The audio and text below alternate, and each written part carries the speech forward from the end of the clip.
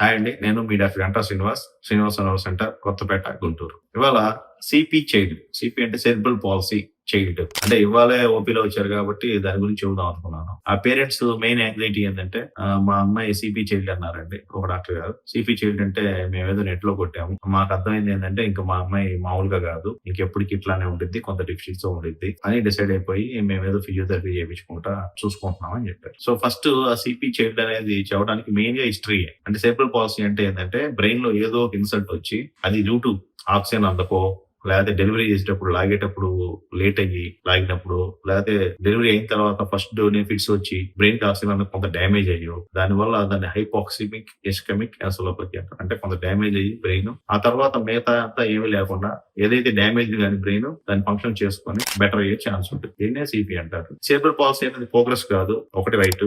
Focus కాదంటే ఏదైతే ఉందో దాని నుంచి పిల్లవాడు మెల్లిగా మెయిన్ స్టోన్స్ గెయిన్ అయ్యి కొద్దిగా బెటర్ అవుతాడు. ఏదైతే ఆల్రెడీ డ్యామేజ్ అయిందో అది కొంత రెక్టిఫై అవుతుంది.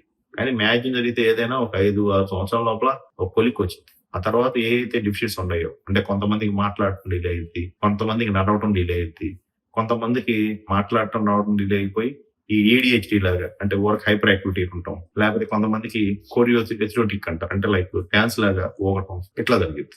బాగా సివియర్ సిపి అంటే ఇంకా వాళ్ళకి ఏంటంటే కనీసం తల నిలపలేకపోవటం, మంచంలో అటు ఇటు తిరగలేకపోవటం, వాళ్ళకి ఎక్కువ డ్యామేజ్ అయితే వాళ్ళకి అట్టా ఉంటుంది. అది వాళ్ళకి బ్రెయిన్ లో ఏ డ్యామేజ్ ఎక్కువైంది అంటే మనకి బ్రెయిన్ లో రకరకాల పార్ట్స్ ఉంటాయండి. ఆ సెరిబ్రమ్ అంటే పెద్ద బ్రెయిన్, లేకపోతే చిన్న మెదడు, లేకపోతే బేసిక్ గ్యాంగ్లియా అంటే దాంట్లో డ్యామేజ్ అయిందా అనేది, లేకపోతే మొత్తం అన్ని కొద్ది డ్యామేజ్ అయినాయా, దాన్ని బట్టి పేషెంట్ కి రకరకాల సింప్టమ్స్ తో ప్రజెంట్ అవుతారు. మెయిన్ గా ఈ వీడియో చెప్పాలనుకున్నది ఏంటంటే సెరెబ్రల్ పాల్సీ ఏదైతే ఉందో అది డెఫినెట్ గా కొంత వయసు మేర అంటే 5, 6, 7 సంవత్సరాల దాకా కొంత ఇంప్రూవ్ అయింది. ఇంప్రూవ్ అవడం అంటే పేషెంట్ కొన్ని మైల్ స్టోన్స్ వస్తాయి, వాడు నుంచి ఉంటాడు, అంతకుముందు నుంచోలేనాడు, కొద్దిగా డిలే అయింది కానీ మొత్తం కాదు. అయితే మన మెయిన్ ఉద్దేశం ఏంటంటే ఎందుకు చెప్పాలనుకున్నానంటే ఒక సిపి అని చెప్పి చెప్పడానికి హిస్టరీ క్లియర్ గా ఉండి బ్రెయిన్ లో కనుక క్లియర్ గా ఉంటే ఓకే. బట్ కొంతమందిలో ఎంఆర్ఐ నార్మల్ గా ఉండి వాళ్ళ సిపి అంటానికి లేదు. వీళ్ళలో కొంతమంది రికవర్ అయ్యే ఛాన్స్ ఉంటుంది.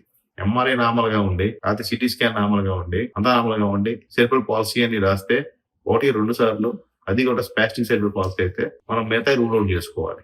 సో ఈజీగా సెగావాస్ డిసీజ్ అంటారు, అంటే జస్ట్ ఒక హాఫ్ టాబ్లెట్ ఇస్తేనే వాళ్ళకంతా క్లియర్ అయి నడుస్తారు. సో ఇలా ట్రీటబుల్ కాయస్ ఉంటాయి కాబట్టి సిపి ఇంకేమీ లేదు ఉపయోగం అనుకునే బదులు ఒకసారి అయినప్పటికీ దగ్గరలో ఉన్న న్యూరాలజిస్ట్ ఒకసారి కలిసి ఇట్లా కొంతమంది పీడియాట్రిషియన్ కానీ ఎవరన్నా చిన్న పిల్లల డాక్టర్ గారు చూసిన సిపి అని చెప్పారండి, ఇంకేమన్నా ఛాన్స్ ఉండిద్దా అని ఒకసారి ఒపీనియన్ తీసుకోవాలి. ఏదైతే ట్రీటబుల్ కాయస్ ఉన్నాయో అవి ఏమన్నా కవర్ గానీ ఉంటే ఓన్లీ అది ఒక 10% కావచ్చు, 90% వాళ్ళు చెప్పింది రైట్ కావచ్చు. 10% పిల్లలకైనా అట్లానే ఉంచకుండా వాళ్ళలో చాలా విపరీతమైన మార్పులు బెటర్మెంట్ జరిగింది కాబట్టి ఆ ఉన్న 10% పీపుల్ కి అనేది ఉపయోగపడుతుంది మెయిన్ గా ఈ వీడియో చేయడం జరిగింది. Thank you.